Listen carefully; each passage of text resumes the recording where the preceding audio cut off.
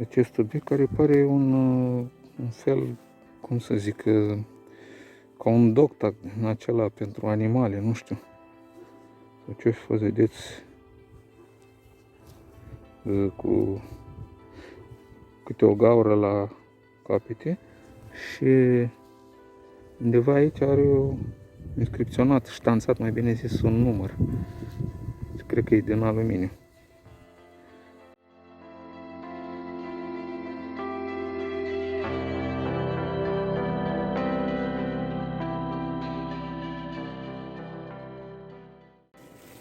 Salut, prieteni! Ia uitați la ce ne reîntâlnim.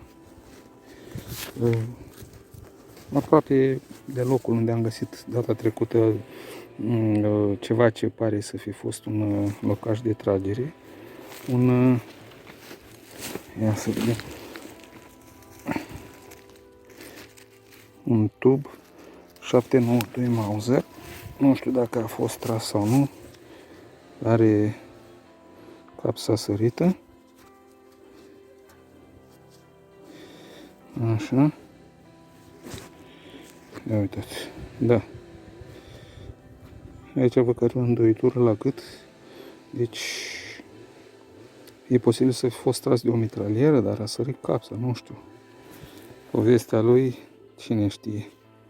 Da, am să-l curăț și o să vedem mai multe detalii.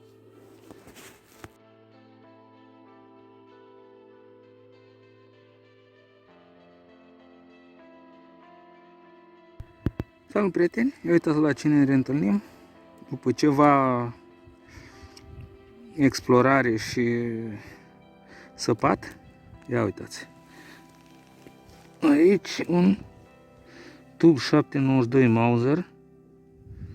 Aici e pare îndoit, dar nu cred că l-am îndoit eu. Vedeți, vede cum a stat în pământ atâta timp. Aici nu apare nicio zgârietură. Și tras. E interesant, pare să fi fost tras după amprenta cuiului percutor de mitraliera de B30.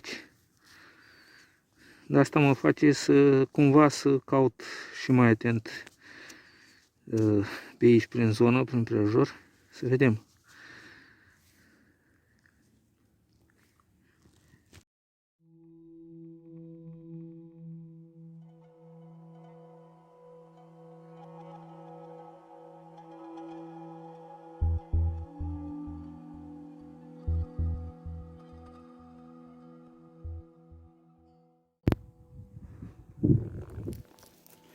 Salut, prieteni, ne reîntâlnim la un tub 792 Mauser,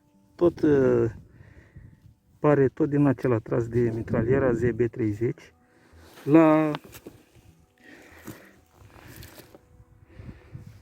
vedeți și voi, 1, 2, maxim 3 metri de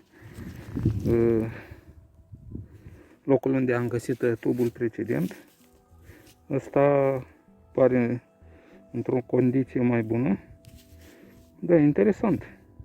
Am zis că am să caut mai atent prin zonă pe aici. Să vedem.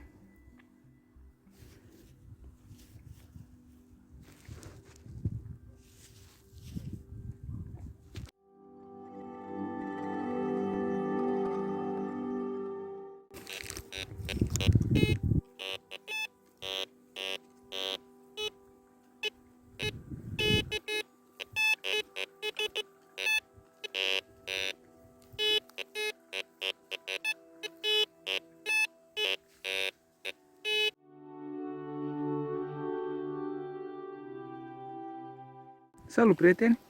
Am simțit eu că parcă mai e un semnal, deci ați văzut. Practic în același loc unde am găsit tubul precedent, uitați, încă un tub, 792 Mauser, tot tras de mitraliera ZB30, cel puțin aparent, după cum v-am spus, după amprenta cuiului percutor. Interesant. Se pare că am găsit iar un loc din acelea, cum am mai găsit, din care s-a tras cu mitraliera. Un punct de tragere, cine știe, poate a fost un punct de observație, nu știu. Deci cam la maxim 3 metri de locul unde am găsit primul tub. Interesant.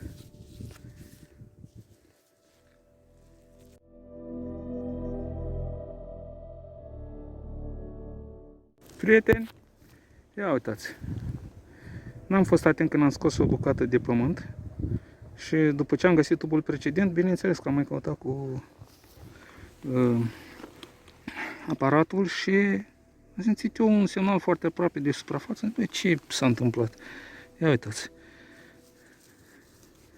Deci, practic, pe asta tot de aici, din groapa asta l-am scos. Deci, al treilea tub numai din groapa asta. Clar, aici a fost o poziție de tragere pentru o mitralieră ZB30. Așa pare și asta, că să fi fost tras de mitraliera ZB30. Da, chiar interesant.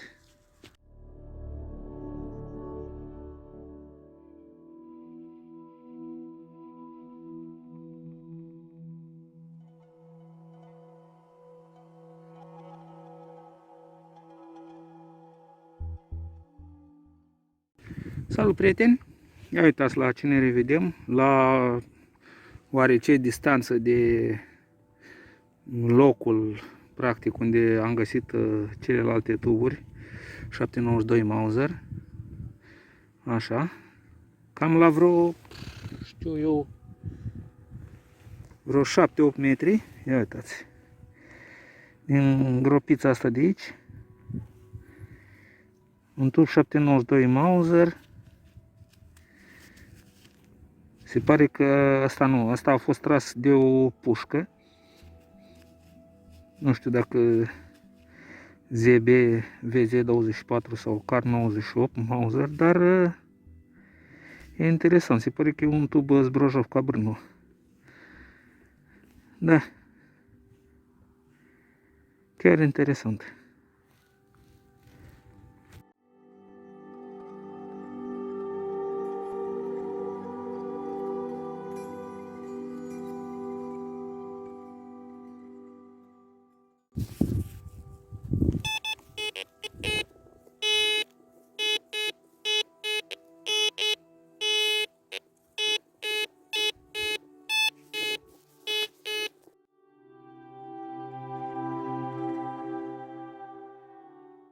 Salut, prieteni! Ia uitați! Am acoperit groapa cu bucata de pământ exact cum a fost. Vedeți groapa unde am găsit tubul precedent, 792 Mauser tras de pușcă. Și uitați aici, alături, când am scos bucata aia de pământ, așa a sărit puțin și uitați. Încă un tub 792 Mauser, interesant. Deci ăla era de pușcă, ăla de acolo, care l-am găsit acolo, și ăsta de aici e, vedeți și voi acum, cu amprenta specifică mitralierei ZB30. Pare să fie un copșa mică cu gir, nu sunt sigur, dar bineînțeles că am să-l curăț, vedem și alte detalii. Chiar foarte interesant. Deci acolo pușcă și aici de mitralieră.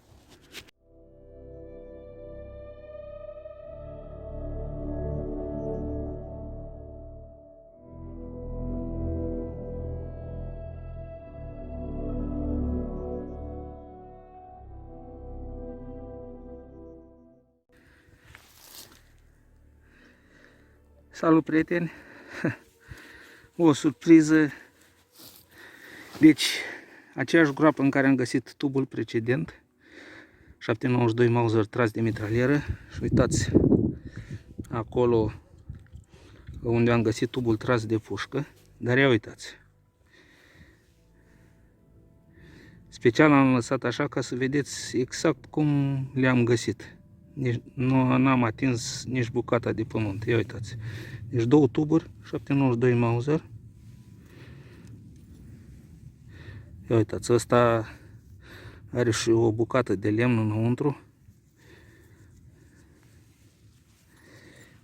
Ia să vedem, vor mai fi pe aici, pe desubt. Eu am simțit că mai sunt semnale, dar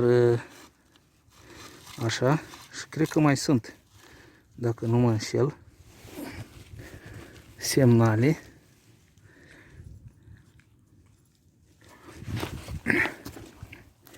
Da. Nu știu, ăsta a fost tras de pușcă, iar ăsta s-ar putea tot de pușcă să fi fost tras. Deci e interesant. Acolo era, deci în groapa aia unde vedeți că am astupat, era tubul de la cartuș tras de pușcă. Tubul precedent era de mitralieră, iar astea două de pușcă. Asta e chiar interesant.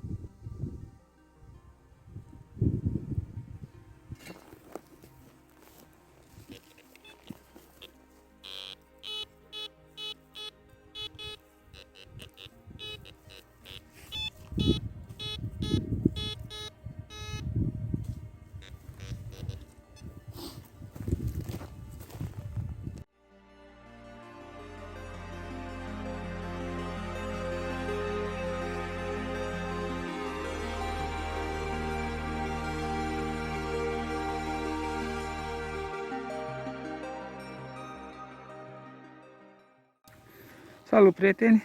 După cum ați observat, n-am mai comentat toate tuburile precedente, ați văzut câte am găsit. Deci practic în aceeași groapă cu celelalte. Încă un tub 792 Mauser.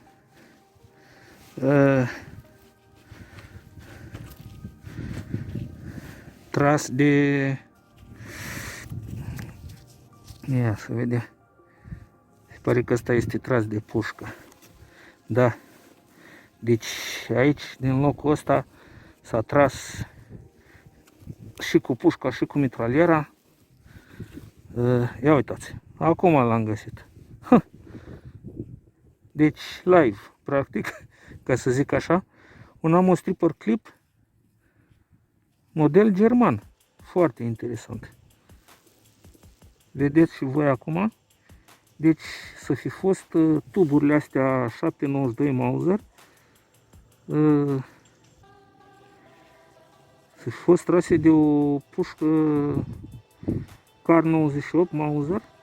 Uitați. Clar. Foarte interesant.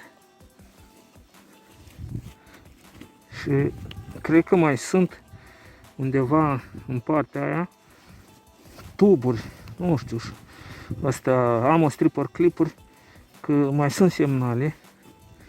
Nu știu dacă am să le pot scoate pe toate azi, că sunt și întunecă mai repede acum și Da, asta este. Da, am să văd. Foarte interesant.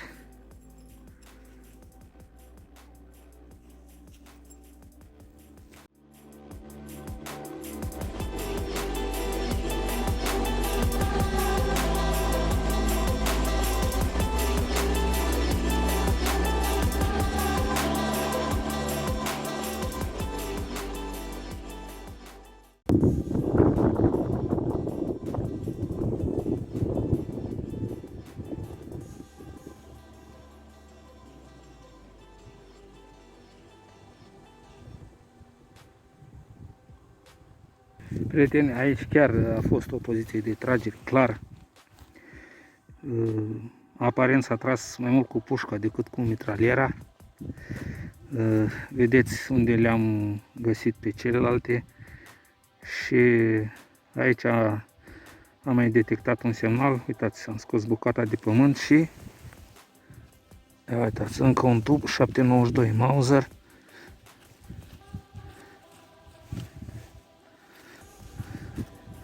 Și cred că mai sunt. Așa. L-am atins puțin cu cazmaua, dar nu e așa grav. Tot tras de o pușcă, se pare. Da. Clar, ei s-a tras puternic. S-a tras încolo și încolo, cred că. Încolo veneau sovietice.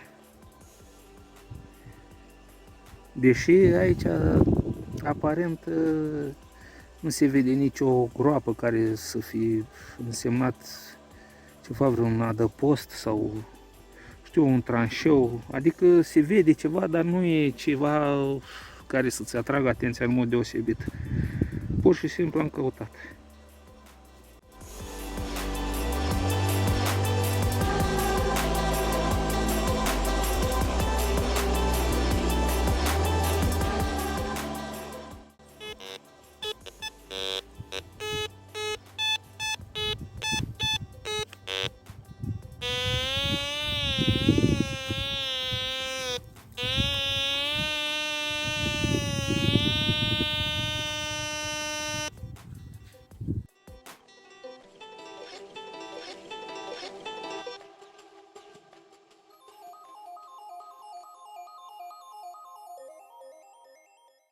Prieteni, ia uitați, n-aveam de gând să comentez și tubul ăsta, ați văzut, l-am găsit chiar acolo unde se vede mai adânc puțin, în groapa aia, de fapt, în același loc cu celelalte, dar acum l-am scos de acolo. Ia uitați, un tub, imediat, 792 Mauser, tras de mitralieră, aparent mitraliera ZB30, pardon. Și este un tub de fabricație germană. Foarte interesant. Deci, celelalte erau de fabricație românească și cehoslovacă, Zbrojovka Brno. Iar asta este fabricație germană, pe 181, după cum se vede. Anul 1937. Lotul 4, parcă. Da. Deci, pe 181. Ce să zic? Chiar interesant. Deci celelalte, ați văzut, majoritatea erau trase de pușcă, iar nu știu dacă două din